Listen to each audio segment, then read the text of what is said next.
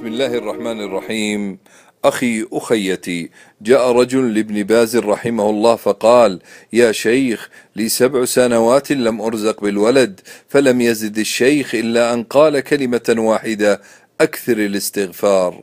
وبالفعل جاء بعد عام يبشر الشيخ بأن زوجته حامل، وجاء رجل إلى الحسن البصري فقال له: إن السماء لا تمطر. فقال له الحسن: استغفر الله. ثم جاء آخر فقال له: أشكو الفقر. فقال له الحسن: استغفر الله. ثم جاء آخر فقال له: امرأتي عاقر لا تلد. فقال له الحسن: استغفر الله. فقال الحاضرون للحسن البصري: أو كلما جاءك شاك قلت له استغفر الله؟ فقال الحسن البصري: ألم تقرأوا قوله تعالى: فقلت استغفروا ربكم إنه كان غفارا يرسل السماء عليكم مدرارا ويمددكم بأموال وبنين ويجعل لكم جنات ويجعل لكم أنهارا. الله أكبر أحبتي، كل هذا في الدنيا، فكيف الآخرة؟ ألا يكفي أحبتي من الاستغفار